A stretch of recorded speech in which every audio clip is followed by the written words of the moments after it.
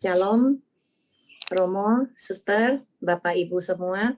Selamat berjumpa kembali di acara Bindoman pagi ini, Bina, Doa, dan Firman oleh komunitas Bunda Kudus Surabaya.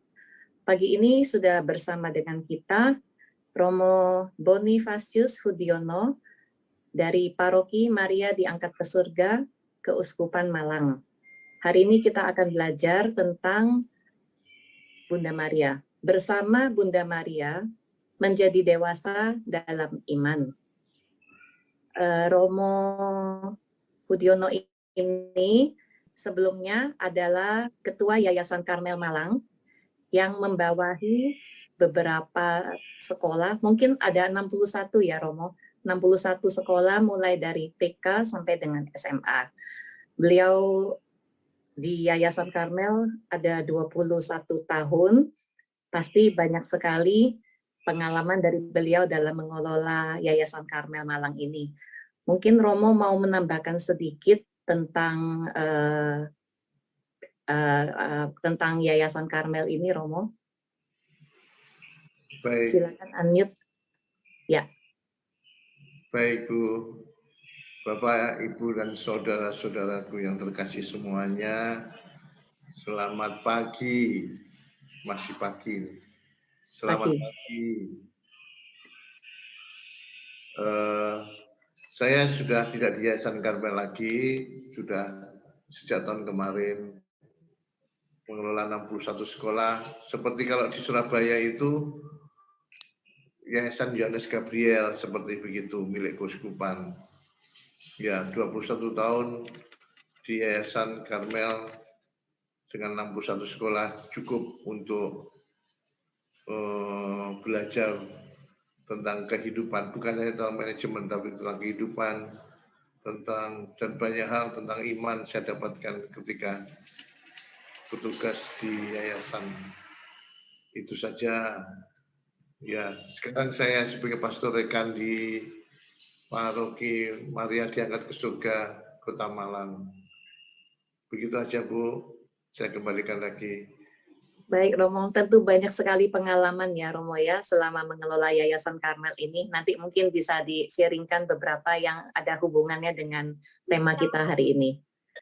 Oke, mari kita siapkan hati kita untuk memulai acara ini. Hari ini kita akan bersama dengan Grace dalam untuk lagu pembukanya. Silakan Grace.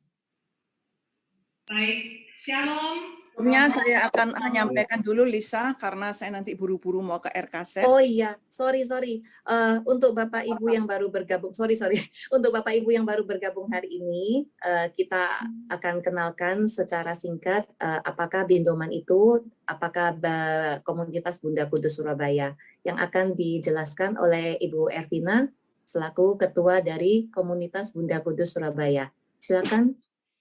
Ya, selamat pagi semua saudara-saudari yang terkasih di dalam Kristus. Saya percaya Romo Hudiono juga sudah mengenal Bunda Kudus karena pernah ngisi beberapa kali di Bindoman waktu di Catholic Center.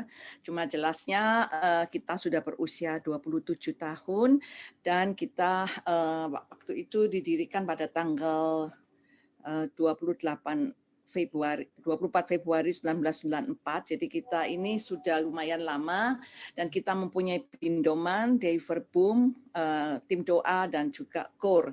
Dan kita mempunyai visi dan misi, yaitu visinya menjadikan wanita tiang doa dalam keluarga dan misinya mengajak para wanita mengenal Tuhan Yesus.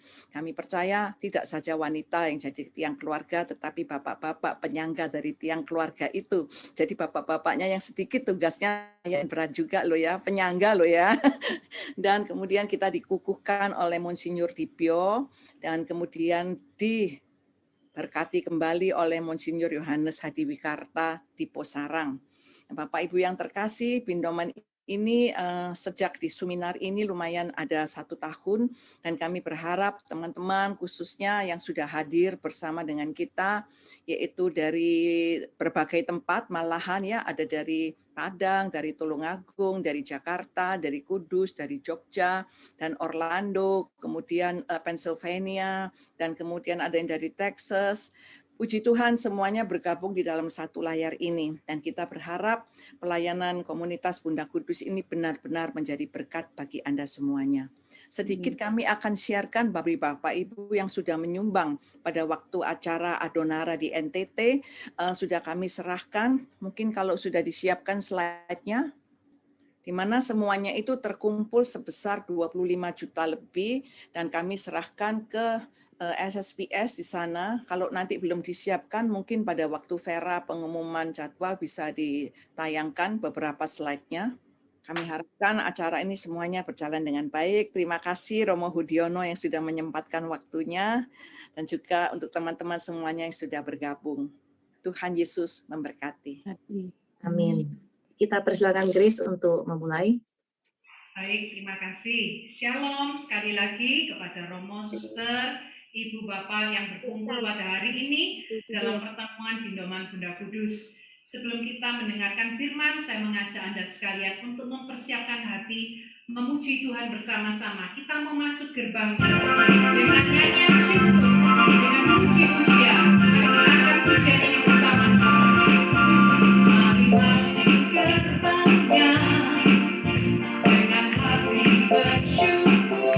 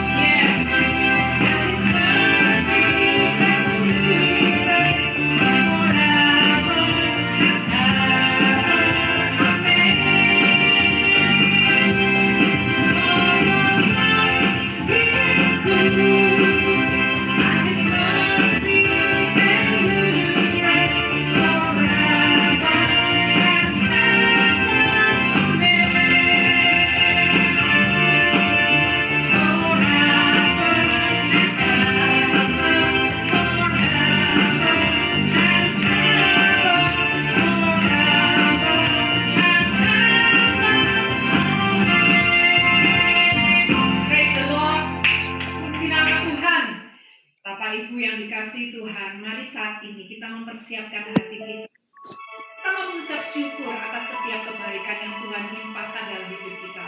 Kita awali persekutuan hari ini dengan tanda kemenangan. Dalam nama Bapa dan Putera dan Roh Kudus. Amin. Mari saat ini kita datang lebih dalam. Kita mengucap syukur atas segala rahmat-Nya pada hidup kita saat ini. I am here because of your grace. I am here because of your love, Lord Jesus. I am so thankful for your grace abounds to me. One more time, we sing it together. I am here because of your grace. I am here because of your love, Lord Jesus. I am so thankful for your grace abounds to me. Thank you, Jesus, Jesus, Jesus. Thank you, Jesus. It's only by your grace that I could live today. Forever I will praise your name.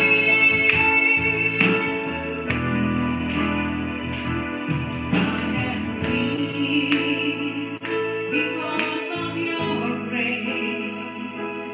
I am here because of your love, Lord Jesus. I am so thankful for your grace abounds to me. Let's sing together. Thank you, Jesus, Jesus, Jesus. Thank you, Jesus. It's only by your grace that I could live today. Forever I will praise your name. Sing together. Thank you, Jesus, Jesus, Jesus. Thank you, Jesus. It's only by your grace that I could live today. Forever I will praise your name. Terima kasih, Yesus, Yesus. Terima kasih, hanya anugerah-Mu buat hidupku sekarang. Bukan memuji-Mu selamanya, bukan memuji-Mu selamanya, bukan memuji-Mu selamanya. Kami memuji-Mu Tuhan. Mari kita ucapkan syukur kita atas kebaikan Tuhan. Kami bersyukur Tuhan untuk pemeliharaan-Mu, untuk kesehatan ini, untuk kehidupan ini. Terima kasih Tuhan. Terima kasih Yesus.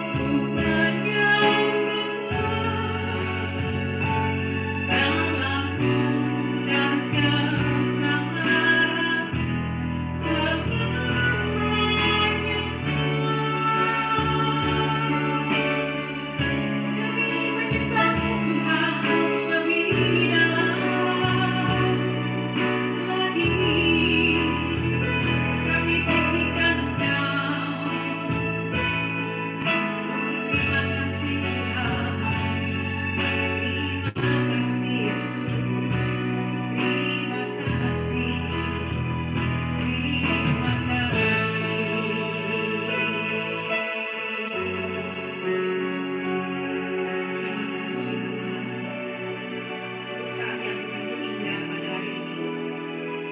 Kami persembahkan waktu kami saat ini, Tuhan, karena kami rindu untuk mendengarkan pengajaran.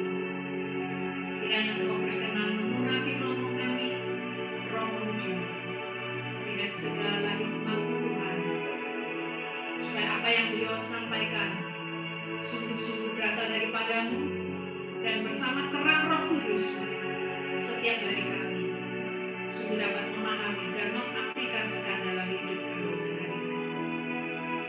Kemuliaan kepada Bapa dan Putra dan Roh Kudus seperti pada permulaan, sekarang, selalu, dan sepanjang segala abad. Amin. Silakan Romo.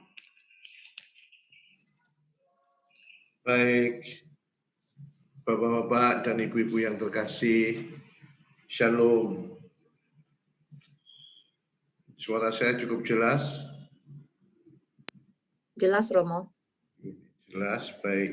Terima kasih doanya, terima kasih kehadirannya, keikutsertaannya. Semuanya menggembirakan hati saya juga. Dan secara khusus, saya mau ucapkan profesiat untuk bapak-bapak yang berkenan hadir. Ini luar biasa. Dan saya bangga, sebagai laki-laki saya juga bangga, bukan hanya sebagai pastor. Sebagai sesama laki-laki saya bangga dengan bapak-bapak, karena luar biasa untuk saya. Jadi bagaimana, dan saya selalu menghormati, memuji bapak-bapak yang demikian ini, karena biasanya dalam kegiatan rohani itu para ibu yang aktif, ya. Para bapak untuk kegiatan rohani agak kurang. Maka kalau ada bapak-bapak yang seperti ini, yang peduli bergerak untuk hal rohani, itu saya kalau ada istrinya, saya mau pesan sebenarnya bahwa kalau punya suami-suami seperti bapak-bapak ini, harusnya istrinya harus gembira dan bersukacita karena mempunyai suami yang seperti ini, rajin gereja. Ya, dan harusnya makin disayangi, makin dijaga, karena laki-laki atau bapak-bapak yang kegiatan rohani aktif itu termasuk makhluk langka, hampir punah. Jadi maka harus dijaga, disayangi. Dan itu bukan isapan jempol.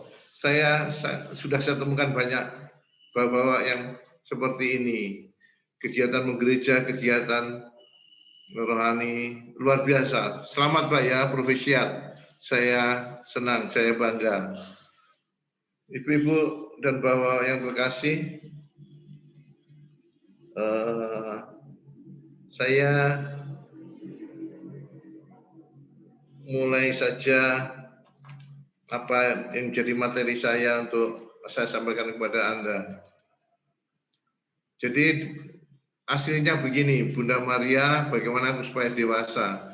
Tetapi sangat indah tadi dibahasakan dengan bahasa yang dengan paparan yang lebih baik. Jadi bersama Maria, bagaimana kita belajar dewasa dalam iman. Saya mulai dengan istilah dewasa, Bapak Ibu. Saya ambilkan dari kamus. Dewasa itu artinya sampai umur akil balik. Artinya bukan kanak-kanak lagi, bukan remaja lagi, tapi sudah akil balik, itu dewasa. Dan yang kedua, matang pikiran dan pandangan. Nah, lalu dalam refleksi saya, dewasa itu suatu tahapan keseimbangan antara pertumbuhan fisik serta kematangan psikologis dan rohani yang ditunjukkan dalam perilaku hidup, sikap hidup sehari-hari, dan nampak bukan dibuat-buat, tapi memang wajar yang muncul seperti ini, menunjukkan kedewasaan, menunjukkan kematangan yang dirasakan oleh orang-orang yang melihatnya, yang bertemu, yang bergaul dengannya. Lalu iman. Apa sih iman? Saya ambil dari kamus. Iman adalah kepercayaan yang berkenaan dengan agama. Ya, kaitannya dengan agama. Keyakinan dan kepercayaan kepada Allah, Nabi, dan kitabnya. Saya kira ini gampang dimengerti, dipahami. Atau juga ketetapan hati, keteguhan batin, keseimbangan batin. Itulah iman menurut kamus. Dan dalam refleksi saya itu begini. Iman adalah jawaban manusia atas anugerah Tuhan untuk percaya dan mempercayakan dirinya kepada Tuhan. Jawaban manusia atas anugerah Tuhan. Jadi Tuhanlah yang memulai lebih dulu atas terjadinya iman itu. Tuhan menganugerahkan kepada manusia iman dan manusia menjawabnya dengan percaya dan mempercayakan dirinya kepada Tuhan. Nah, itu gambarnya yang sebagai pengantar. Sekarang saya mau mengajak Anda untuk belajar dari keutamaan hidup Bunda Maria. Saya mencobanya mencari dalam refleksi saya. Kalau soal Bunda Maria betapa banyak dan kayanya kalau mau digali. Namun dengan cara saya mencoba merefleksikan, mencoba mengolah, menemukan apa ya yang sederhana yang bisa saya peroleh dari Bunda Maria yang bisa saya sampaikan kepada teman-teman, pada bapak-bapak dan ibu-ibu semuanya. Keutamaan hidup Bunda Maria yang bisa kita pelajari pertama adalah hidup dalam kekudusan. Ini tidak mudah. Hidup dalam kekudusan. Kudus artinya suci. Di tengah godaan dunia, di tengah kehidupan di dunia saat ini, sangat-sangat tidak mudah untuk menjadi kudus dan menjaga kekudusan itu. Dan memang Bunda Maria sudah sejak awalnya sudah direncanakan hidup kudus. Namun bagi kita apa yang bisa kita pelajari dari Bunda Maria, salah satunya adalah kekudusan ini. Dan kekudusan di zaman kita tentu sudah sangat berbeda tantangannya. Namun rahmat Tuhan cukup bagi setiap orang yang memang mau mencari kekudusan. Rahmat Tuhan cukup bagi setiap orang untuk memberi kekuatan untuk mencapai kekudusan atau yang lain. Dalam refleksi saya, Bu, Bapak Ibu, Bunda Maria itu berani menerima kehendak dan rencana Tuhan. Dari Lukas 1 ayat 1 ayat 38 dikatakan, kata Maria, sesungguhnya aku ini adalah hamba Tuhan. Jadilah padaku menurut perkataanmu itu. Ini mudah dikatakan. Tetapi ketika orang menghadapi kenyataan, tidak mudah. Saya beri contoh. Ketika seseorang sedang jatuh cinta, lalu mereka menjalin cinta, tapi ada masalah, ada godaan, ada gangguan, bahwa si gadis tergoda dengan pemuda yang lain. Lalu atau sebaliknya si cowok tergoda dengan gadis lain. Padahal si cewek sangat mencintai si cowok, sangat mencintainya. Ketika dia tidak mengalami masalah, dia akan gampang berkata, sesungguhnya aku ini adalah hamba Tuhan, jadilah pada menurut perkataanmu itu. Terjadilah ya Tuhan menurut perkataan Tuhan. Rencana Tuhan, apa yang terbaik dari Tuhan untuk saya. Tapi dalam hatinya dia berharap bahwa untuk mendapatkan kekasihnya supaya tidak terambil oleh gadis lain. Ketika sedang tidak mengalami masalah, gampang aja ngomong. Tetapi ketika sedang menghadapi masalah, Dalam hati saya ingin supaya pasangan calon saya ini tetap dengan saya. Kalimat yang sama yang diucapkan dengan mudah dalam kondisi bebas dibandingkan dengan kondisi seperti ini akan sangat berat. Sangat berat. Saya sudah mengalami banyak kasus yang orang-orang yang konsultasi, wanita-wanita yang konsultasi, ketika menghadapi situasi seperti itu, saya katakan, sudahlah, percayalah, Tuhan akan memberi yang terbaik bagimu. Apa yang terjadi? Berat Romo untuk saya, berat. Lah ya, kita mohon kepada Tuhan apa yang terbaik. Tapi berat, yang terbaik saya harus bisa, berat untuk saya. Bahkan ada yang begini, Bu. Seorang pemuda jatuh cinta lalu mau ditinggal oleh pacarnya. Dengan sangat ekspresif dia menunjukkan kesedihannya. Romo tahu, saya sangat mencintai dia gadis pujaan saya sangat mencintai dia. Tapi dia mengkhianati saya, Romo. Lalu saya bilang, sudahlah, sabar.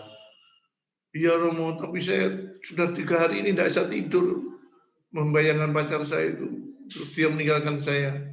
Sudahlah, tenang. Nanti cari yang lain. Dia mengatakan apa?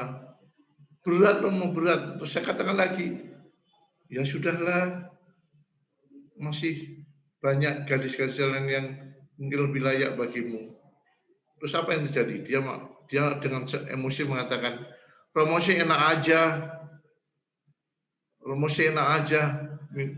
ngomong gitu. Romo kan tidak ngalami.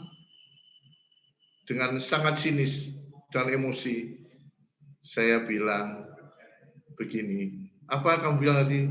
Romo enak aja, hanya ngomong karena Romo tidak ngalami. Saya sini ngalami berat, Romo enak aja ngomong tidak ngalami. Terus saya tanya, umurmu berapa sekarang? 19 tahun. 19 tahun? Ya, saya beritahu. Ya, sebelum kamu lahir saya sudah mengalami 3 kali, baru dia tertawa. Saya bilang, saya ngomong begini ini karena saya sudah mengalaminya, maka saya tahu. Kamu mengira kalau jadi pastor itu tidak ngalami. Justru jadi pastor harus normal.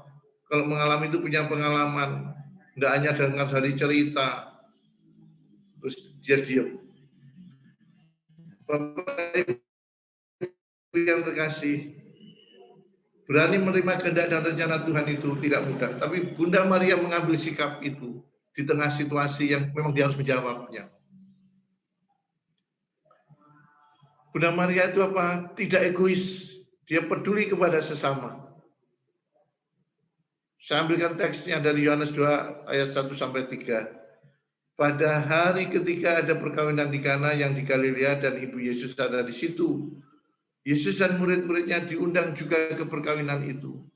Ketika mereka kekurangan anggur, ibu Yesus berkata kepadanya, mereka kehabisan anggur. Ini kan contoh kepedulian. Dan kepedulian seperti ini diwariskan kepada kita supaya kita belajar bahwa cinta kepada Tuhan juga diwujudkan dalam kepedulian kepada sesama dan kepedulian yang nyata. Tidak usah jauh-jauh untuk mencari orang miskin. Ada orang-orang di sekitar kita yang miskin. Saya dalam waktu-waktu tertentu saya minta anak-anak asuh saya itu menyiapkan satu tas kresek itu isinya 2 kilo beras sama 5 bungkus mie.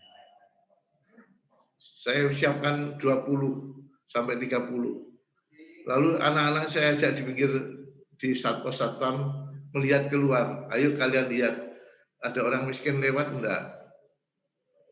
Hanya dalam waktu 1 jam kita lihat pemulung, kita lihat orang jualan kerupuk keliling, kita lihat pengemis, kita lihat seorang ibu menggendong anaknya dalam kondisi sakit sambil jalan kaki.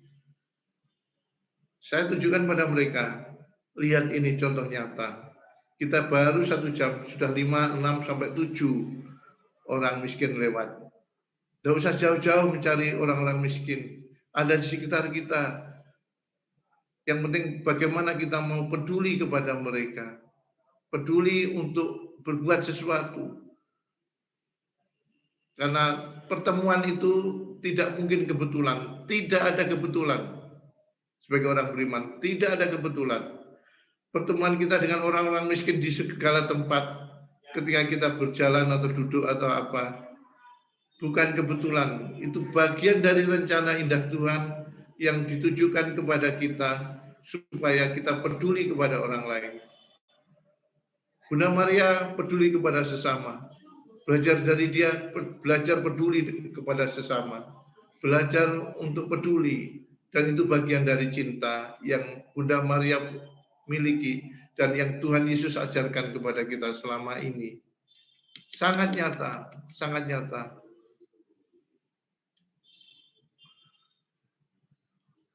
Dalam refleksi saya berikutnya, Bunda Maria itu sungguh pribadi yang berpikiran positif. Berpikiran positif. Nah, Bunda Maria berpikiran positif. Dia katakan, jiwaku memuliakan Tuhan dan hatiku bergembira karena Allah Juru Selamatku. Sebab ia telah memperhatikan kerendahan hamba-Nya. Sesungguhnya mulai dari sekarang, segala keturunan akan menyebut aku berbahagia. Karena yang Maha Kuasa telah melakukan perbuatan-perbuatan besar padaku, dan namanya adalah kudus. Apa yang terjadi besok, Bunda Maria belum tahu. Ketika dia bertemu dengan Elizabeth, setelah itu, apa yang terjadi kelak, dia belum tahu. Tetapi yang ia pegang adalah apa yang Tuhan katakan, dan itu akan terjadi. Maka dia bersuka cita untuk sesuatu yang akan datang. Karena apa? Dikatakan sesungguhnya mulai dari sekarang segala keturunan akan menyebut aku berbahagia. Dia yakini itu. Karena yang Maha Kuasa telah melakukan perbuatan-perbuatan besar kepadaku dan namanya adalah kudus. Dia percaya itu, dia pegang itu. Berpikir baik, berpikir positif itu penting. Saya dalam mencoba mengolah dan belajar dari Bunda Maria itu dalam kehidupan saya sebagai sharing saja. Saya punya prinsip begini, kebaikan itu harus diandaikan, keburukan harus dibuktikan. Artinya apa? Saya kalau bertemu orang dimanapun, saya berpikir positif tentang orang, berusaha berpikir positif tentang orang, tentang bahwa orang itu baik. Karena apa? Diciptakan oleh Tuhan yang Maha Baik. Kalau toh orang itu ternyata jahat, biarlah itu terbukti karena perbuatannya, bukan karena saya menganggapnya. Kebaikan saya andaikan, keburukan harus dibuktikan. Dengan begitu saya merasa tenang dalam menjalani hidup saya. Meskipun karena prinsip ini berkali-kali saya juga dibohongi orang. Tempat pastoran itu tempat di mana para penipu datang. Kadang-kadang saya tertipu, kadang-kadang saya berhasil menghindari membuka tipuan itu. Tetapi saya tidak kapok. Bahwa karena prinsip itu kebaikan harus saya andaikan, bahwa semua orang itu baik, keburukan harus dibuktikan, membuat saya banyak tertipu.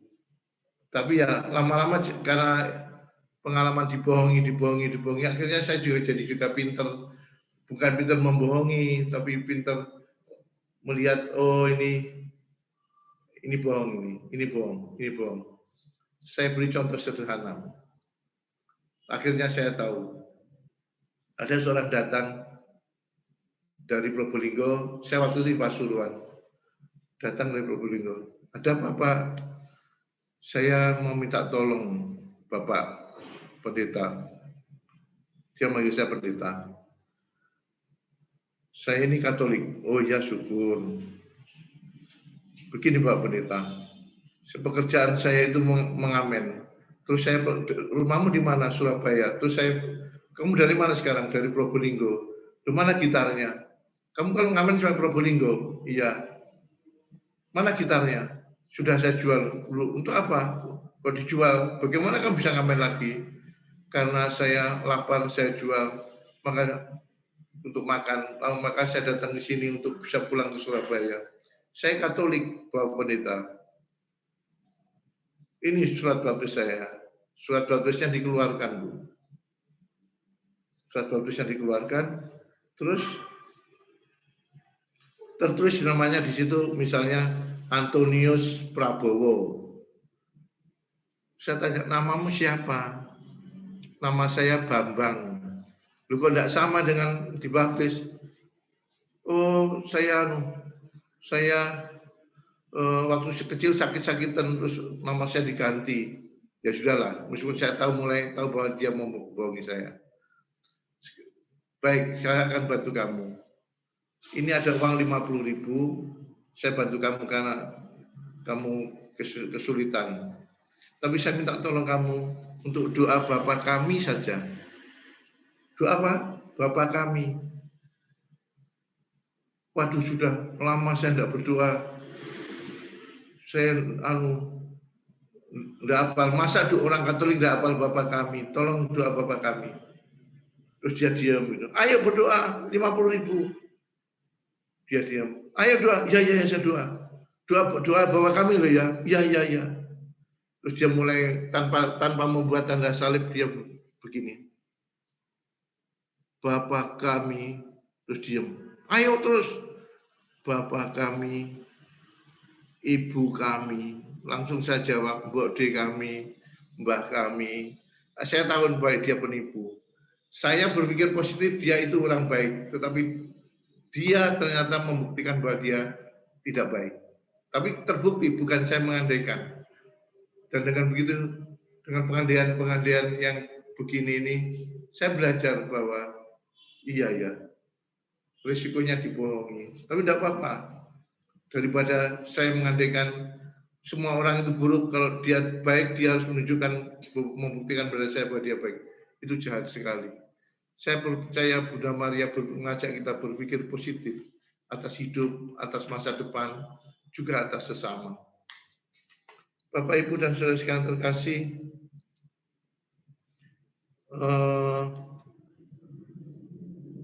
refleksi saya yang kelima, percaya dan mempercayakan diri kepada Tuhan.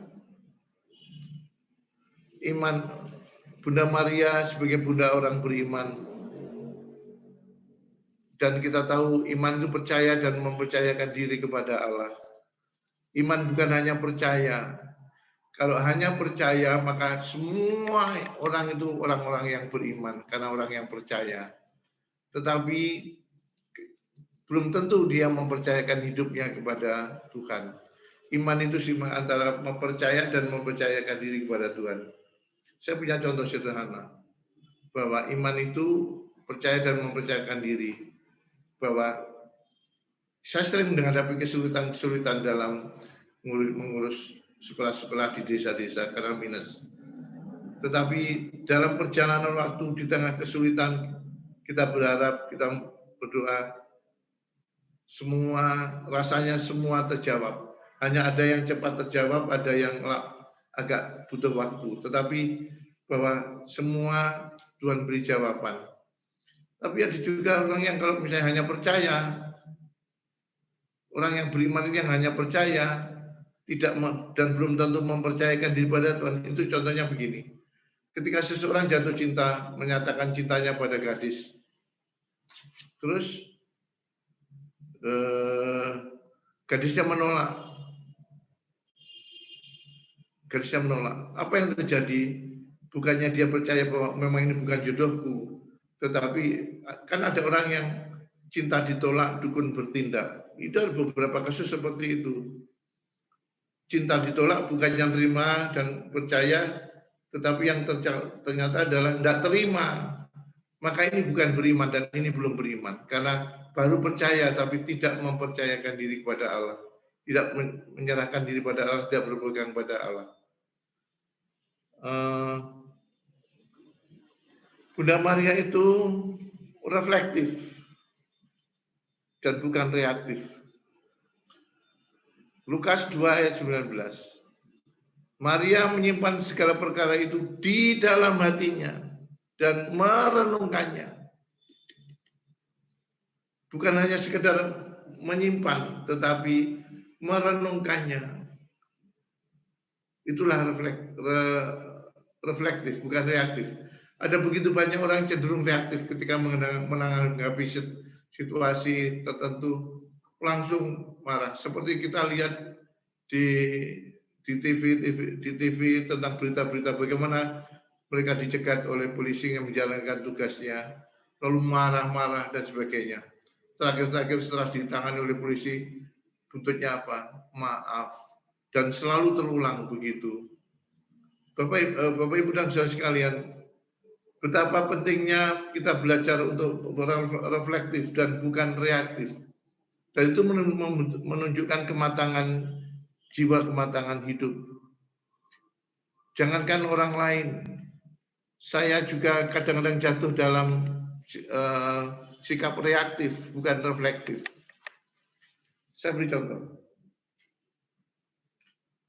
Selama 6 tahun terakhir ini kan saya mendatangkan anak-anak dari Kupang, dari Timor, dari desa-desa di Timor sana, karena saya mencoba dan tergerak untuk membawa anak-anak yang sangat miskin untuk kami sebelahkan di Jawa. Kami kerjasama dengan Romo di sana. Ada 130-an selama 6 tahun terakhir ini. Sekarang masuk ke tahun ke-7. Saya beri contoh sederhana. Anak-anak yang kami datangkan itu kita bina, kita dampingi, kita ajak dalam acara-acara untuk mendisiplinkan mereka, untuk hidup rohani mereka, untuk misa, doa dan sebagainya. Juga untuk pengembangan dinamika jiwa mereka. Tanggal 17 Agustus tahun kemarin, saya ada 20 anak yang oleh frater-frater diajak untuk merayakan 17 Agustus dengan dinamika kelompok. Dibagi 5 kelompok. Temanya, salah satu tema dari acara itu, yaitu dinamika kelompok itu adalah bagaimana setia dalam kelompok di tengah kesulitan apapun, tetap setia dalam kelompok itu. Lalu frater-frater membagi mereka dalam 5 kelompok, terus satu persatu kelompok itu disemprot pakai air dari selang. Semprot itu. Mereka bertahan anak-anak itu. Anak SMP dan anak usia SMP dan SMA kelas 1. Bertahan dan semuanya mencoba untuk bertahan. Tapi ada satu kelompok, di situ ada satu anak SMP kelas 1, gundul laki-laki, sebagai salah satu anggota. Setiap kali kelompok itu semprot, dia berusaha menjauhkan diri, terus berusaha menjauhkan diri. Saya tegur, ayo jangan meninggalkan kelompok, maju, bersama lagi, duduk di belakangnya, maju lagi. Ketika disemprot lagi, mau jauh lagi, sampai 3 kali. Lalu saya agak terpancing emosi. Saya katakan, bagaimana sih kamu itu? Gitu aja, kau takut. Kamu harus tetap dalam kelompok ini, latihan untuk bertahan dalam badai. Dia masuk lagi, disemprot lagi. Anak ini Bu, waktu datang itu, kami timbang berat badannya cuma 20 kilo, Bu. Usia SMP kelas 1. Karena kemiskinan. Terus dia mundur lagi. Akhirnya saya dengan agak emosi, secara reaktif saya datangi. Kenapa kamu? Sudah diberitahu berkali-kali, ayo belajar bertahan di tengah kelompok, dalam kelompok, menghadapi badai. Terus anak itu dengan sambil duduk di tanah itu melihat saya begini. Terus, ada apa kamu? Terus anak itu dengan melas mengatakan begini, Romo, maaf Romo, baju saya dari rumah hanya 2. Satu sedang saya rendam, satunya kalau saya pakai ini disemprot basah, saya pakai baju yang mana lagi. Langsung itu saya merasa seperti ada tangan yang tidak kelihatan itu menampar wajah saya, Bu. Aduh Tuhan, saya hanya melihat apa yang nampak, tapi tidak memikirkan apa yang tidak memikirkan secara positif mengapa dia begitu. Maaf, saya kalau cerita itu sama saya agak haru. Dia memandang saya begitu. Lalu saya tersadar, lalu saya bilang, ayo, maaf, Romo Hudi salah. Maaf, Romo Hudi tidak ngerti, ya nak ya. Saya mengatakan begitu sambil saya sendiri yang bercucuran air mata. Saya bilang, ayo sekarang ikut Romo Hudi ke gudang. Saya ada beberapa simpanan pakaian-pakaian bekas dari orang-orang. Saya suruh mengambil 3. Ini salah satu contoh sederhana, Bu. Kalau kita itu reaktif dan tidak reflektif, kita bisa salah. Reflektif itu kaitannya juga dengan sabar. Reflektif itu kaitannya dengan kesabaran juga. Mengolah dulu dengan tenang, baru memberikan reaksi. Dan Bunda Maria mengajarkan kepada kita bagaimana reflektif, bukan reaktif. Mengolah dulu perkara, mengolah peristiwa, dan merenungkan dan menemukan jawaban atas apa yang terjadi dan apa yang harus dilakukan. Bapak Ibu yang terkasih, apa yang bisa kita pelajari pada Bunda Maria yang mengajarkan kepada kita, yaitu taat pada perintah, taat pada hukum, taat pada firman Allah. Berpegang pada kebenaran. Ada ungkapan dalam kitab suci yang sangat indah tentang ketika kita berpegang pada kebenaran, mencintai kebenaran, kita akan dibawa kepada kemenangan. Dan kebenaran itu akan memerdekakan kita. Itu sangat nyata.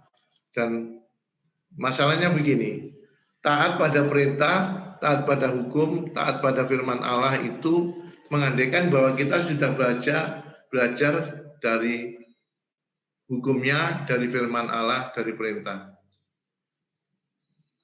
Dan tidak mudah untuk mengajak orang untuk belajar firman, tidak mudah. Bertahun-tahun saya mengajak orang untuk ayo kita bertekun dengan firman, supaya kita tahu firman. Karena kalau kita tahu tentang firman-Nya, kita bisa belajar, dan dari belajar itu kita bisa menghayati. Tapi tidak mudah mengajak orang untuk belajar firman, tidak mudah. Tapi terus saya lakukan. Karena saya sudah melihat bagi mereka yang sungguh-sungguh bertekun dengan firman, sungguh-sungguh berpegang pada firman, sungguh-sungguh taat pada firman, hidupnya terberkati. Dan hidup yang terberkati ini bisa menjadi berkat bagi orang lain. Tidak mudah. Dalam bahasa humor itu seringkali saya khotbahkan begini dalam ceramah-ceramah. Begini, mengapa orang Katolik kalau meninggal di dalam petinya itu di sebelah kiri atau kanan kepalanya diberi Alkitab oleh keluarganya? Mengapa? Mengapa kok diberi Alkitab? Terus saya jawab sendiri. Tahukah Bapak Ibu mengapa mereka diberi Alkitab di peti matinya? Karena keluarganya tahu persis bahwa saudaranya yang meninggal ini waktu hidup jarang baca kitab suci. di kuburan kan banyak waktu kosong untuk baca kitab suci. Tapi tidak ada gunanya kitab suci dibawakan waktu meninggal. Masa untuk akrab dengan kitab suci aja nunggu kalau sudah masuk dalam peti mati. Tidak ada gunanya. Dan memang baik deh, dibawa Alkitab baik, dibawa kitab suci baik daripada dibawa VCD porno. Saudara-saudaraku, bapak-bapak dan ibu-ibu yang terkasih,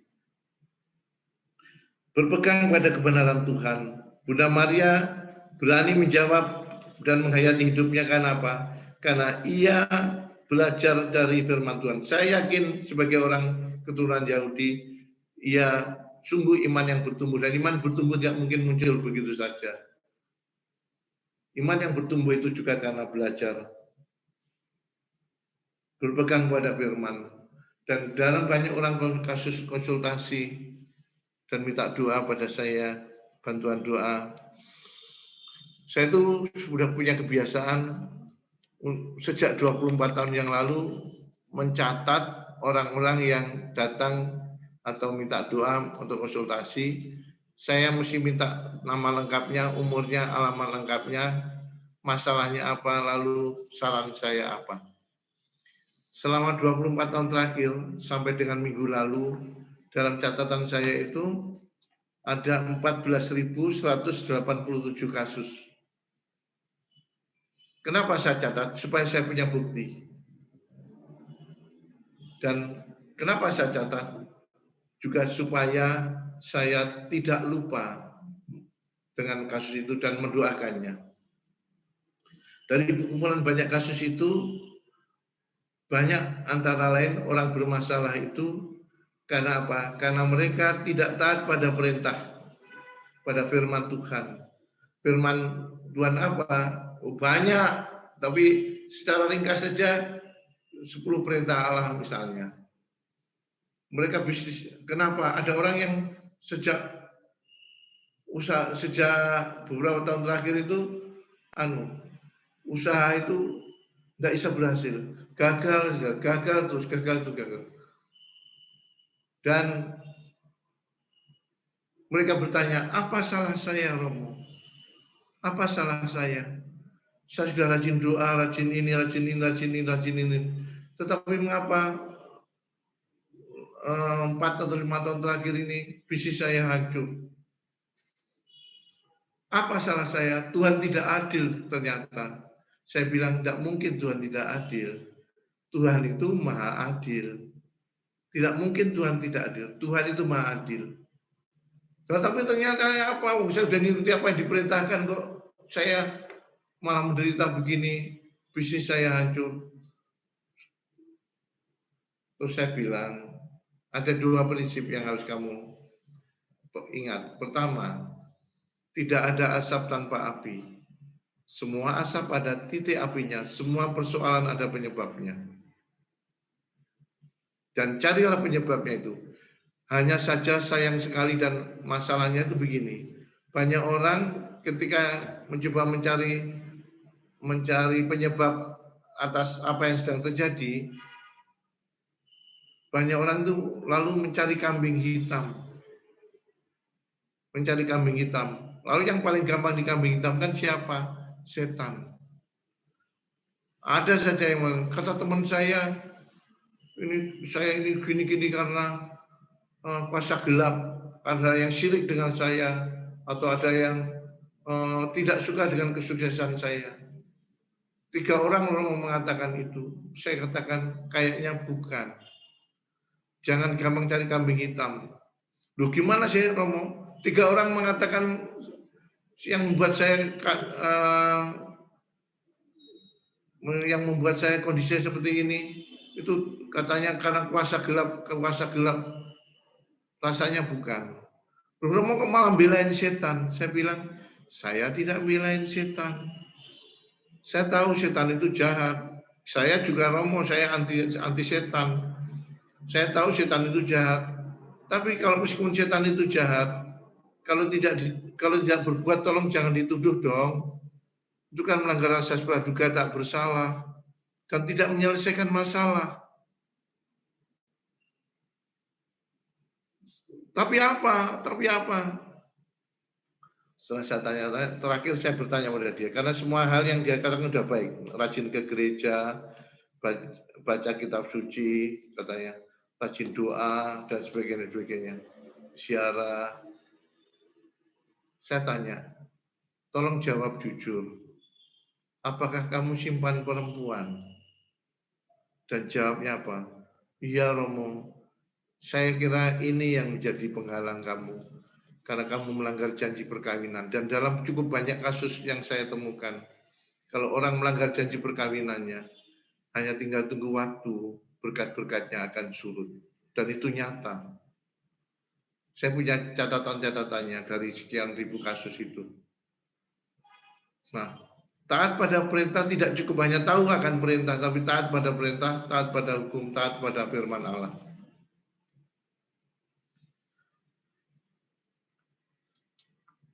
Yang kedelapan dalam refleksi saya, Bunda Maria itu setia akan tugas panggilannya sampai akhir. Setia akan tugas panggilannya sampai akhir. Cinta itu harus dibuktikan. Cinta itu harus dibuktikan, bukan cuma diomongkan dan dinyanyikan. Cinta itu harus dibuktikan, dan Bunda Maria membuktikannya, cintanya akan tugasnya sampai akhir. Dia punya konsistensi. Bagaimana seberat apapun apa yang harus menjadi risiko yang harus dipikulnya, bahkan sampai wafat putranya di pangkuannya, disalib, dan bagaimana dia memangku dalam gambar seperti ini sebagai ungkapan adalah bagian dari cinta. Setia akan tugas panggilannya sampai akhir, itulah bukti bahwa orang punya sungguh-sungguh punya cinta. Kalau cuma cinta saja tapi tidak setia, lebih banyak lagi yang terjadi. Ketika orang itu punya cinta, dia harus menyelesaikannya dalam kesetiaan yang dia wujudkan dalam hidupnya. Dan Bunda Maria bukan hanya mengajak, bukan hanya meyakininya, tetapi Bunda Maria mewujudkannya dalam panggilannya sebagai seorang ibu, yaitu setia menemani putranya sampai akhir. Anda dan saya dipanggil juga untuk tugas yang sama sebenarnya. Tugas untuk setia pada komitmen yang kita miliki, setia sebagai umat, setia kepada Tuhan, setia akan panggilan khusus kita masing-masing. Sekarang saya ringkas itu semua dalam butir-butir refleksi, bahwa dewasa itu bukan hanya fisik. Dewasa bukan hanya fisik. Dewasa itu pilihan, dan dewasa itu harus diperjuangkan. Tidak datang dengan sendirinya. Dewasa itu pilihan kita, dan kitalah yang harus memperjuangkannya dalam banyak hal.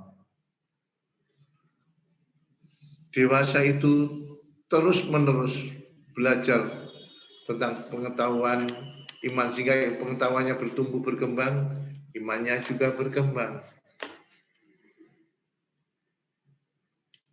Dewasa itu mengolah dan merefleksikan pengalaman. Dalam yang saya olah begini. Pengalaman adalah guru yang baik. Pengalaman adalah guru yang baik. Tapi pengalaman yang tidak pernah direfleksikan tidak akan pernah memperkaya hidup kita. Maksud saya kehidupan pribadi, hidup batin. Pengalaman yang tidak diolah dan direfleksikan tidak akan pernah memperkaya hidup kita. Maka jangan kaget kalau Anda ketemu orang-orang yang sudah berumur, tetapi sikapnya seperti kanak-kanak.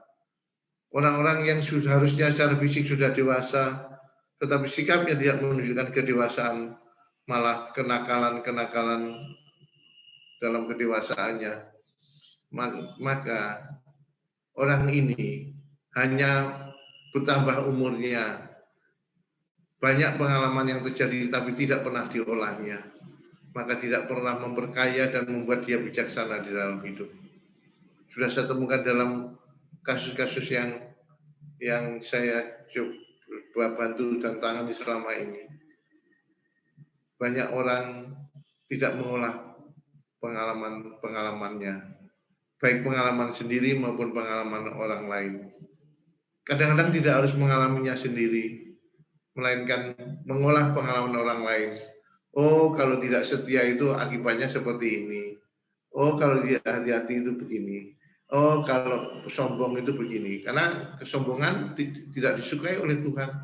Berkali-kali di dalam kitab suci diungkapkan, Allah tidak berkenan pada orang yang sombong.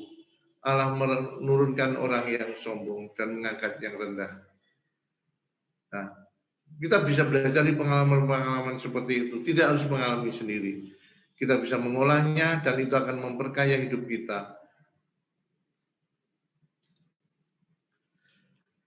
Dewasa itu menjadi bijaksana. Orang-orang yang sungguh dewasa di dalam hidup psikologisnya, di dalam hidup rohaninya, akan menjadi orang bijaksana. Bijaksana apa? Bijaksana dalam berpikir, bijaksana di dalam berkata-kata, bijaksana di dalam bertindak. Saya beri contoh. Orang yang begini, marah. Tuh, kita harus bisa marah. Manusia harus bisa marah. Manusia itu bukan patung. Boleh marah. Boleh marah. Tetapi marahlah yang bijaksana. Marah yang bijaksana itu apa? Marah yang tahu kapan memulai, tahu kapan mengakhirinya. Karena ada orang-orang kalau sudah marah, remnya itu blong. Terus kemudian dari pagi sampai sore, besok diulang lagi. Itu marah yang tidak bijaksana. Boleh kita marah, tetapi marah harusnya dengan bijaksana. Tahu kapan memulai, tahu kapan mengakhiri.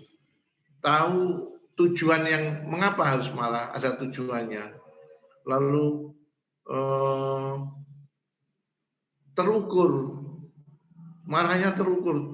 Tidak lalu karena kasus sedikit kecil aja marahnya besar sekali, atau hobinya marah, lalu menjadi tidak bijaksana. Loh, apa tadi saya katakan manusia itu boleh marah, boleh. Saya juga bisa marah, cuman saya tidak suka marah. Saya tidak gampang marah. Karena apa? Saya punya beberapa pertimbangan. Mengapa saya tidak gampang marah meskipun saya bisa marah? Pertama, saya tidak suka marah karena saya sendiri tidak suka dimarahi. Saya tidak suka marah karena saya sendiri tidak suka dimarahi. Artinya tepo tepak seliro awak. Jadi dikenakan pada diri sendiri. Kalau kamu tidak suka dimarahi, ya jangan juga memarahi. Yang kedua, mengapa saya tidak gampang marah dan tidak suka gampang marah? Karena menurut saya orang baik gini, menurut saya banyak hal bisa diselesaikan tanpa harus marah-marah. Justru karena kita marah, maka persoalan bukan selesai, melainkan menimbulkan masalah baru. Yang ketiga, mengapa saya tidak suka marah-marah dan belajar tidak suka untuk marah-marah? Kan menurut saya, kalau orang kita itu gampang sekali marah-marah, itu kita justru tidak hidup dalam kasih. Karena apa? Karena dikatakan 1 Korintus bab 13 ayat 4, kasih itu sabar. Maka orang yang gampang sekali marah berarti gampang sekali tidak sabar. Orang yang gampang sekali tidak sabar, dia miskin kasih. Dan orang yang miskin kasih, relasinya dengan sang sumber kasih tidak dekat. Maka gampang, karena miskin kasih, maka mudah marah. Yang keempat, mengapa saya tidak suka gampang marah-marah? Karena begini, Karena Ayu Asari, Bu. Tahu Ayu Asari kan? Pernah lihat Ayu Asari ya di sinetron? Itulah yang membuat saya tidak suka marah. Mengapa? Ya itulah Ayu Asari. Ayu Asari yang cantik aja kalau marah jadi jelek, apalagi yang jelek-jelek kayak kita. Nah, kayak saya, maka saya tidak suka marah-marah. Banyak hal bisa diselesaikan tanpa harus marah-marah. Saya juga mencoba belajar, masih mencoba belajar, Bu. Kadang-kadang saya juga terpancing untuk marah. Tapi yang sekadar sharing bahwa akhirnya saya harus dalam refleksi saya harus membuat alasan-alasan yang kuat untuk memotivasi diri supaya tidak gampang marah. Dan bijaksana itu tidak muncul begitu saja. Bijaksana itu tumbuh dari iman. Muara iman itu bijaksana, Bu. Yang muara iman yang pertama adalah bersyukur. Makin beriman seseorang, makin mudah dia bersyukur. Makin sedikit dia mengeluh. Makin beriman itu makin bijaksana dalam hidup. Dalam pikiran, dalam perkataan, juga dalam tindakan. Tidak ngawur. Nah, bijaksana itu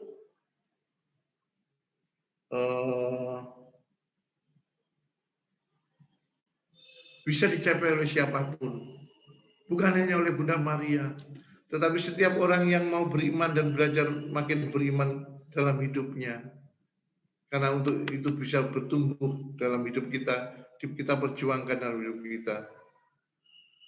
Dan belajar dari Tuhan Yesus, belajar dari Bunda Maria, belajar dari orang-orang kudus.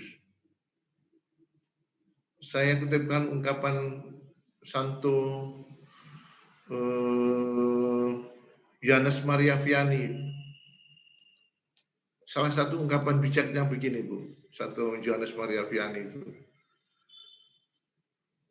Tidak semua orang kudus itu memulai dengan kekudusan. Tetapi mereka semua mengakhiri dengan kebaikan. Jadi mereka hidupnya mungkin nggak karuan sebelumnya, Santo Agustinus dan yang lain itu nggak karuan. Tetapi dalam proses penyempurnaan diri, kemudian apa yang terjadi? Mereka menjadi orang kudus. Karena rahmat Tuhan tentu, tapi juga karena perjuangan diri mereka. Mereka mengakhiri hidupnya dengan kebaikan. Dan kebaikan itulah yang membuat mereka diakui sebagai orang kudus, meskipun tadinya tidak kudus. Dewasa itu terus menyempurnakan diri. Dewasa itu terus menyempurnakan diri. Saya kutipkan dari Matius bab 5 ayat 48. Karena itu kamu harus menjadi sempurna seperti Bapamu yang di surga adalah sempurna. Karena itu kamu harus menjadi sempurna. Seperti Bapamu yang di surga adalah sempurna. Jadi kita sekalian ini dipanggil untuk menjadi sempurna. Bukan hanya Bunda Maria saja yang sempurna. Tidak, kita pun yang belajar dari iman, belajar dari iman Maria, kasih Maria. Kita bisa mencontoh itu untuk menjadi sempurna seperti Tuhan. Karena Tuhan itu terus menghendaki kita ini untuk sempurna. Karena Tuhan Allah Bapa di surga itu sempurna. Dan itu yang mengatakan Tuhan Yesus sendiri. Menjadi sempurna itu bukan kemustahilan. Itu adalah juga itu kemungkinan yang bisa terjadi pada siapapun yang mau mencari dan memperjuangkannya. Untuk apa? Menyempurnakan diri dalam hal apa? Untuk menyempurnakan diri untuk makin beriman, makin mengasihi, makin teguh dalam pengharapan, makin refleksif dalam kehidupan. Dan dengan demikian, hidup kita yang diciptakan Tuhan tidak sia-sia. Karena apa? Kita terus untuk berusaha menyempurnakan diri. Dewasa itu memiliki kasih dan kesetiaan. Barang siapa setia dalam perkara-perkara kecil, ia setia juga dalam perkara-perkara besar. Dan barang siapa tidak benar dalam perkara-perkara kecil, ia tidak benar juga dalam perkara-perkara besar. Ini sangat logis. Apa yang diucapkan oleh Tuhan itu sangat logis. Kalau yang kecil aja tidak bisa beres, bagaimana untuk hal yang besar? Maka jangan abaikan perkara-perkara kecil. Hal-hal sederhana dalam hidup kita masing-masing. Saya sebagai pastor, hal sederhana. Untuk misalnya sederhana itu apa? Soal kemurahan hati. Salah satunya soal kemurahan hati. Kemurahan hati itu tidak hanya soal materi saja, tidak. Paling yang sederhana yang tentang kemurahan hati itu senyuman. Saya percaya ketika untuk tersenyum saja orang itu pelit gitu ya, susah dan pelit untuk tersenyum aja. Nah kalau tersenyum saja pelit apalagi kolektor. Karena itu nyata, untuk hal yang menarik bibir untuk ramah saja berat, apalagi berkorban untuk sesuatu yang sifatnya materi. Tentu akan lebih sulit lagi.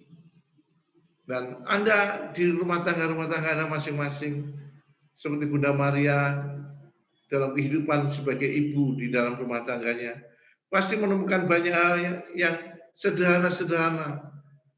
Dan apa yang sederhana jangan diabaikan. Karena dari yang sederhana-sederhana itu, dari hal yang kecil-kecil itu kita belajar untuk menangani hal-hal yang besar. Maka kalau tadi saya katakan, kalau untuk tersenyum aja pelit, apalagi kolektor. Kalau untuk berkorban senyuman saja berat, apalagi korban duit. Seperti itu. Nah, kasih itu harus dibagikan. Kasih yang telah kita miliki harus dibagikan. Kalau kasih tidak dibagikan, jadinya bukan kasih, tetapi kisah. Karena cuma cerita, tidak bisa dirasakan apa-apa bagi orang lain. Kasih itu dimiliki, kisah kasih itu dibagikan. Sama dengan itu, kesetiaan itu bukan cuma di mulut. Saya seringkali memberkati manten dan mereka mengucapkan janji perkawinan. Aku akan setia kepadamu dalam untung dan malang dan seterusnya dan seterusnya. Dan Anda tentu ingat janji perkawinan Anda masing-masing. Ya, saya terharu sebagai orang yang tidak menikah. Saya menyaksikan hidup pernikahan dan mereka berjanji. Saya haru. Saya sangat senang mendengar ungkapan kesetiaan itu. Tetapi dalam perjalanan ternyata tidak sedikit juga yang gagal karena tidak memelihara kasih, melainkan justru yang juga melanggar kesetiaan. Mereka menjadi orang-orang tidak setia. Saya tahu Bapak Ibu, karena hampir setiap hari saya punya kasus. Dalam seminggu dalam kasus-kasus orang konsultasi saya temukan banyak seperti itu. Dan sebenarnya ketika saya tanyai, apakah kamu tidak melihat gejala-gejala ini sehingga kamu mau cerai sekarang? Gejala apa, Romo? Ya waktu masih pacaran, gejala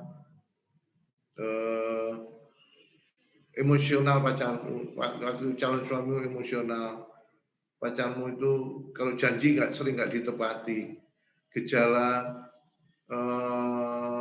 menunda-nunda, gejala pelit, gejala kasar, gejala kurang setia karena waktu pacaran dia juga pergi juga dekat-dekat dengan yang lain. Dan jawaban dari suami atau istri yang datang itu, jawaban mereka adalah begini. Saya lihat gejala itu, Romo. waktu masih pacaran. Nah, kalau kamu sudah melihat gejala tidak setia atau apa gitu, kenapa kamu teruskan? Dan jawabannya begini rata-rata. Ya Romo, saya kira dalam perjalanan waktu dan dengan cinta yang kami miliki, semuanya akan berubah. Dan memang betul berubah, tambah nemen, tambah parah. Ya sudah, kita perbaiki dari apa yang telah rusak itu. Ada yang berhasil melewati masa sulit itu dan bertobat, tapi ada juga yang gagal. Saya sebagai orang yang tidak berkeluarga saja, saya sedih. Saya sedih kalau saya mendengar ada pasangan tidak setia lalu akhirnya cerai. Ya, memang tidak ada suami sempurna, tidak ada istri sempurna, tidak ada bapak yang sempurna, tidak ada ibu yang sempurna, tidak ada. Tetapi yang ada adalah suami, istri atau bapak ibu yang dipanggil untuk terus berusaha menyempurnakan diri, jatuh dan bangun, terus berusaha untuk berjuang keras untuk memulihkan diri. Tidak ada orang tidak berdosa, tidak ada. Tapi yang penting adalah bahwa kita ini mau bertobat, mau berubah, mau dikuduskan kembali, dan mau seperti Bunda Maria yang hidup dalam kekudusan pada akhirnya. Nah,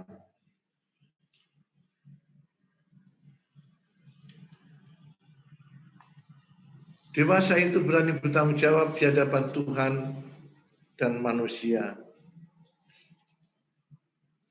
Bunda Maria dalam refleksi-refleksi yang saya temukan, saya merasa bahwa saya sendiri belum dewasa, masih belajar untuk terus-menerus untuk dewasa. Bagaimana berani bertanggung jawab di hadapan Tuhan dan manusia. Tanggung jawab apa? Ya tanggung jawab sesuai panggilan hidup kita.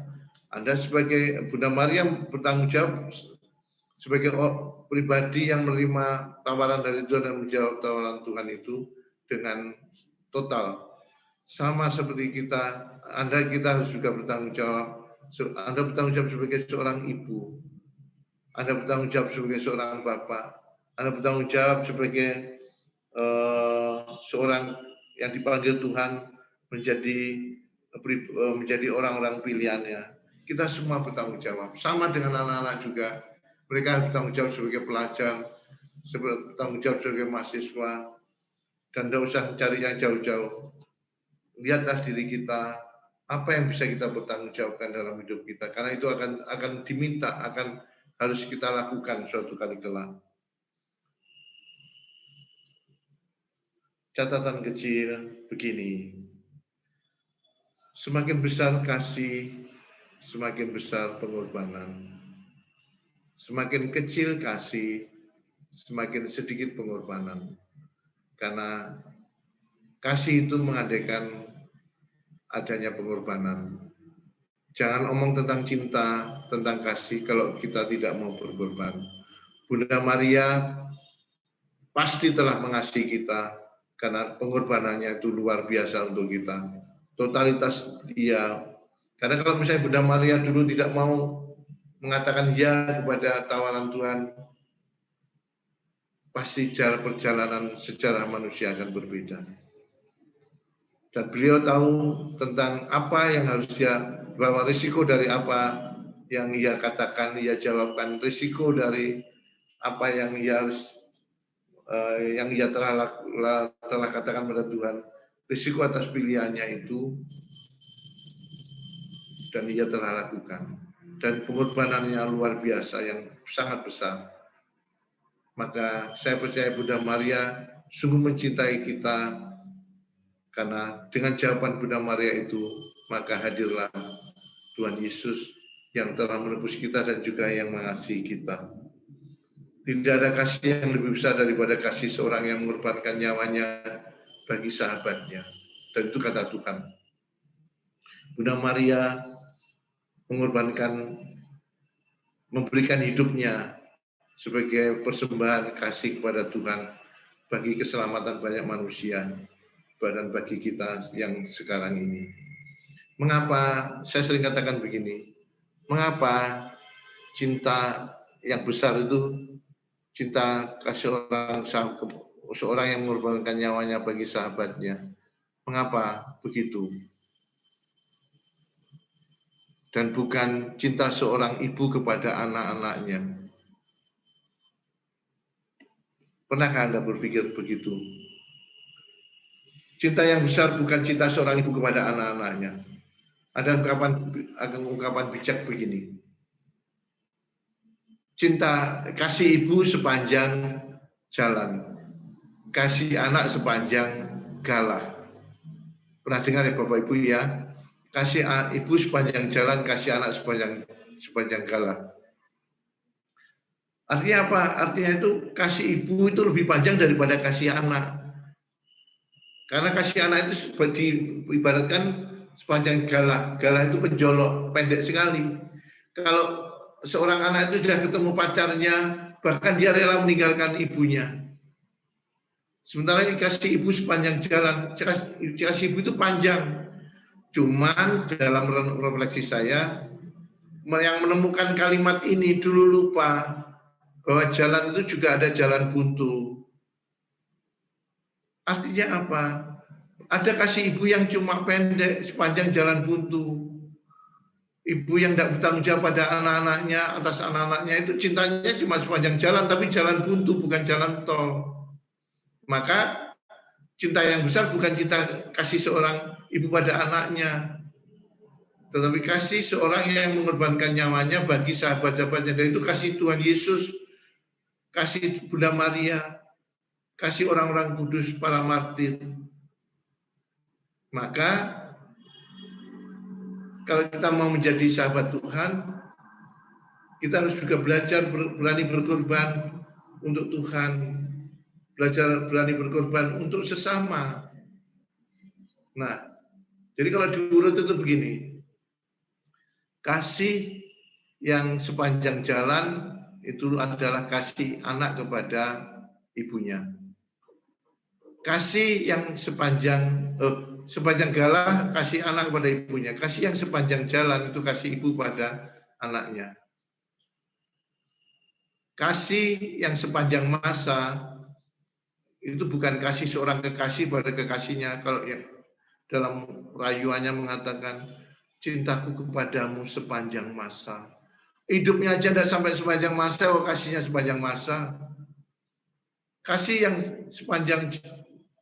sepanjang masa adalah kasih Tuhan kepada kita. Nah, kalau kasih yang sepanjang hidup itu baru kasih seorang suami pada istri, istri pada suaminya. Karena kalau sudah pasangannya meninggal, baru dia boleh menikah lagi. Ya kecuali orang yang sudah punya persiapan untuk sebelum mati sudah punya, sebelum pasangannya mati sudah siap-siap. Tidak begitu.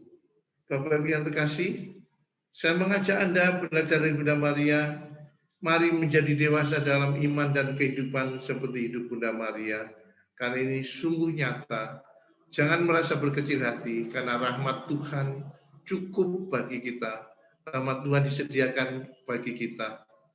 Rahmat tidak mengubah kodrat, melainkan menyempurnakannya. Artinya apa? Kalau kita misalnya tidak belajar, tidak sungguh-sungguh menggunakan kodrat manusia kita untuk sungguh belajar, maka rahmat juga tidak akan sungguh-sungguh bekerja.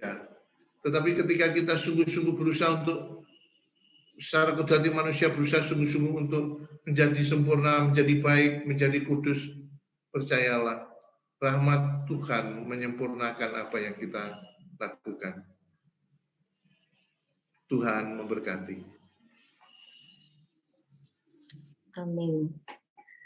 Terima kasih Romo atas pengajaran dan sharing yang luar biasa. Mengingatkan kita akan banyak hal. Materi hari ini Romo sudah rumuskan dengan sangat baik. Beberapa poin, 8 poin, bagaimana sih dewasa itu. Kemudian beberapa poin untuk kita harus berperilaku supaya kita akan menjadi dewasa. Romo boleh nanti minta materinya untuk di-sharingkan kepada Bapak Ibu yang hadir hari ini. Kemudian Romo, ini ada ucapan dari seorang Bapak, Bapak Yanuar kepada Romo. Selamat ulang tahun nama baptis Romo Bonifacius. Ya, ini ya. Tanggal 5. Tanggal 5 hari Sabtu kemarin ya Romo. Ya, saya mewakili semua teman-teman di sini mengucapkan selamat ulang tahun nama baptis. Semoga Romo sehat selalu dan berkarya terus-menerus. Amin. Ya. Sebelum kita mengakhiri acara ini, kita akan dengarkan dulu pengumuman.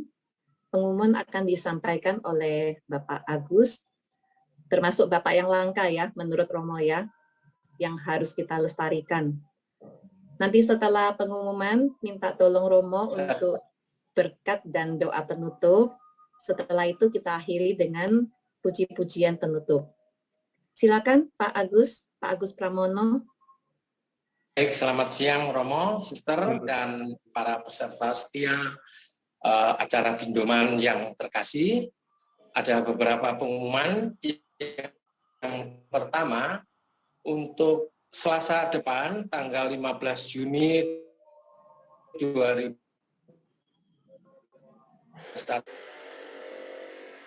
akan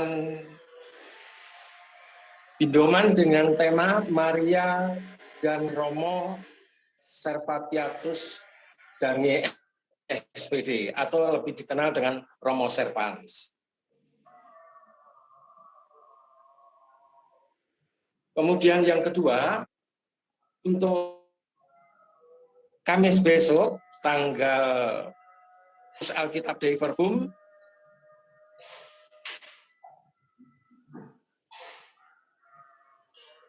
dengan tema sakramen dengan rekonsiliasi, pengajar Malang, yaitu Monsinyur Henrikus Widiarto Okarm.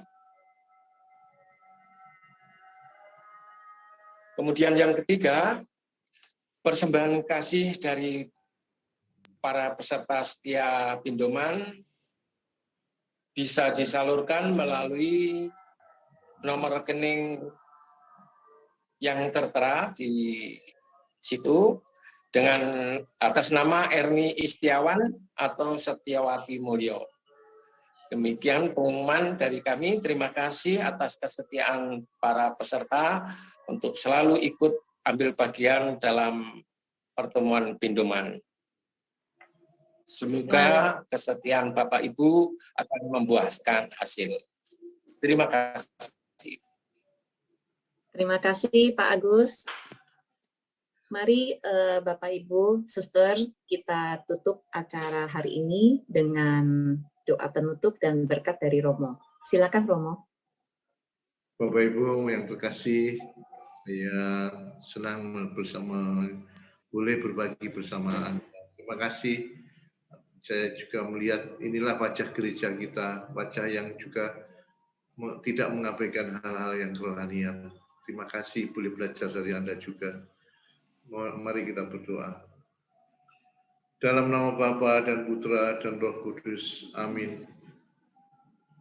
Tuhan Yesus yang Maha Baik, kami bersyukur boleh memiliki Bunda Maria, Bunda yang berikan kepada kami teladan kasih, teladan iman, teladan kehidupan yang sungguh nyata dalam kehidupan kami bersama. Terima kasih untuk kebersamaan yang Tuhan pimpin, karena Roh Kudus yang hadir menyertai kami. Kuasai kami dengan Roh Kudus-Mu Tuhan, basuh dan bungkuslah kami semua dengan darah-Mu yang kudus. Dan semoga apa yang boleh kami lakukan bersama ini hanya membuahkan apa yang baik, apa yang benar, apa yang membawa damai sejahtera serta sukacita dalam Roh Kudus. Kami berdoa ya Tuhan untuk anak-anak Tuhan yang ikut dalam pertemuan Zoom ini Tuhan. Mohon berkat Tuhan untuk mereka semua, untuk keluarga mereka. Berkat Tuhan untuk pekerjaan mereka, untuk rencana-rencana baik mereka. Mohon berkat untuk anak-anak mereka, cucu-cucu mereka. Kami doakan semua Tuhan dan mohonkan berkat Tuhan untuk mereka semua. Jamahlah mereka yang sakit, hiburlah mereka yang sedang susah dan sedang bermasalah. Bukakan jalan-jalan berkat untuk rezeki bagi mereka dan lancarkan apa yang mereka rencanakan dan mereka ingin Tuhan. Tuhan Yesus, kami percaya Bunda Maria yang Tuhan berikan pada kami sebagai Ibu Tuhan dan juga Ibu kami, sungguh-sungguh akan juga mendoakan kami, anak-anaknya yang sedang berjuang berjalan di dunia ini dalam persiaran kami semua. Lindungi kami dengan rahmat-Mu ya Tuhan, kuasai kami semuanya dan berkati kami dengan berkat-Mu dari surga. Tuhan beserta kita. Sekarang dan selama-lamanya. Semoga saudara sekalian, keluarga, pekerjaan dan usaha serta rencana-rencana baik dan semua orang yang kita doakan semuanya dijamah dan diberkati oleh Tuhan dalam nama Bapa dan Putra dan Roh Kudus. Amin. Amin. Terima kasih sekali lagi Romo. Terima kasih. Ya, silakan Grace. Baik, terima kasih Romo. Bapak Ibu, kita tutup dengan satu lagu sebagai pujian syukur kita kepada Bunda Maria.